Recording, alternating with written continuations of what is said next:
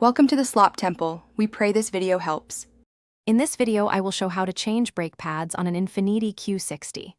Before starting, gather all necessary tools, including a floor jack, 2 jack stands, a lug wrench, and a C-clamp. Safety is paramount, so ensure your vehicle is on a level surface with the parking brake engaged. Always wear safety glasses and gloves to protect your hands and eyes throughout the entire brake pad replacement process. This preparation ensures a smooth and safe experience.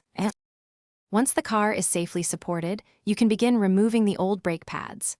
First, remove the wheel completely. Next, locate the 2 guide pin bolts on the back of the brake caliper. Use a wrench to loosen and remove these bolts. With the bolts out, carefully slide the entire caliper assembly off the brake rotor.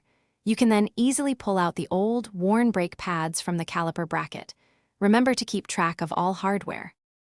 Now it's time to install your new brake pads. Before placing the new pads, you must compress the caliper piston. Use a C-clamp or a specialized piston compressor tool to push the piston fully back into its housing. This creates space for the thicker new pads. Then, carefully insert the new brake pads into the caliper bracket. Finally, slide the caliper back over the rotor and securely tighten the 2 guide pin bolts to the manufacturer's specifications. With the new pads installed, it's time for the final steps.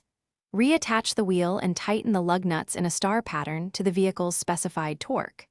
Before driving, pump the brake pedal several times until it feels firm and consistent.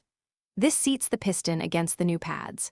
Drive cautiously at low speeds for the first 50 to 100 miles to properly bed in the new brake pads, ensuring optimal performance and longevity. Thanks for watching. Consider subscribing if we helped you.